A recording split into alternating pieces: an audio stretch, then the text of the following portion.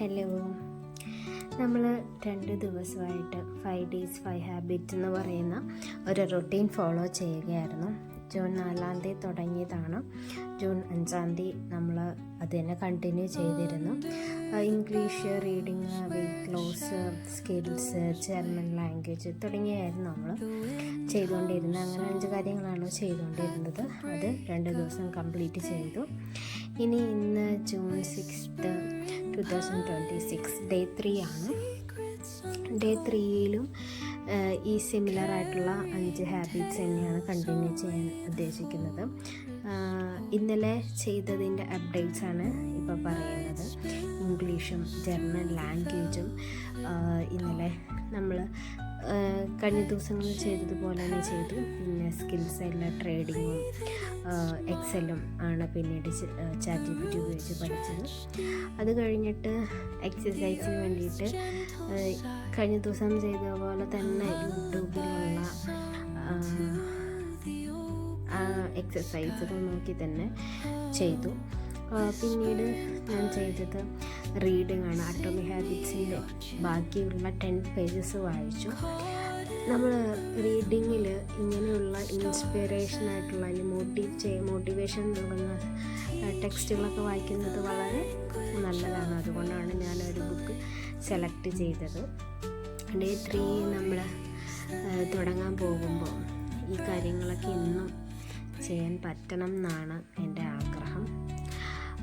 ഈ സിമ്പിളായിട്ടുള്ള കാര്യങ്ങൾ കംപ്ലീറ്റ് ചെയ്ത് അത് എൻ്റെ ഒരു റൊട്ടീൻ്റെ ഭാഗമാക്കാൻ വേണ്ടിയിട്ടാണ് ഞാൻ 5 days ഒരു ചലഞ്ച് പോലെ ഞാൻ ചെയ്യുന്നത്. ജൂൺ 6 ഇതെനിക്ക് ചെയ്യാൻ പറ്റില്ല. ഞാൻ ഭയങ്കര ഹാപ്പിയാണ്. 5 days 5 habit 5 days വാട്ടെവർ. എന്തായാലും നമ്മൾക്ക് ഇതുപോലുള്ള ചെറിയ ചെറിയ സ്റ്റെപ്പുകളൊക്കെ വെച്ച് നമ്മുടെ ജീവിതത്തിൽ കുറച്ച് നല്ല നല്ല കാര്യങ്ങൾ കൊണ്ടുവരാൻ കഴിയട്ടെ എന്നാണ് എൻ്റെ വിഷ്. അപ്പോൾ ജൂൺ 6 ഇത്രയും കാര്യങ്ങൾ ഇന്നും കണ്ടിന്യൂ ചെയ്ത് നാളെ ഞാൻ ഇതിൻ്റെ അപ്ഡേറ്റ്സ് തരുന്നതായിരിക്കും കേട്ടോ. പിന്നെ ഞാനിവിടെ പറയാൻ ആഗ്രഹിക്കുന്നത്, ജർമ്മൻ ലാംഗ്വേജ് പഠിക്കാൻ ഒരു ഡ്യുവോലിംഗോ ആപ്പ് നമ്മളെ നല്ല രീതിയിൽ ഹെൽപ്പ് ചെയ്യുന്നുണ്ട്. അപ്പോൾ ഞാനിപ്പോൾ ഡ്യുവോലിംഗോ ആപ്പിൽ പഠിച്ചു തുടങ്ങിയിട്ട് കുറേ നാളുകളായി. അപ്പോൾ അത് കുറച്ച് നാൾ ഇങ്ങനെ മുടങ്ങിക്കിടക്കുമായിരുന്നു. അതുകൊണ്ടാണ് ഞാൻ ഇപ്പോൾ അത് വീണ്ടും സ്റ്റാർട്ട് ചെയ്തത്. A1 ലെവലിലാണ് ഞാനിപ്പോൾ സ്റ്റാർട്ട് ചെയ്തേക്കുന്നത്. അപ്പോൾ അതിൽ 10th സ്റ്റേജാണ്.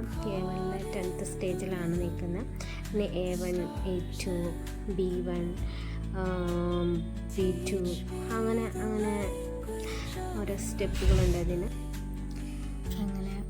ഇതിന് ഓരോ സ്റ്റെപ്പുകളുണ്ടെന്ന് പറഞ്ഞല്ലോ. A1, A2, B1, B2 അങ്ങനെ ഡിഫറെൻറ്റ് ലെവൽസിലുള്ള ഇതുവരെ നമുക്ക് പഠിക്കാൻ പറ്റും. അതും കൂടുതൽ C1 ഉണ്ടെന്നാണ് എൻ്റെ ഒരു വിശ്വാസം.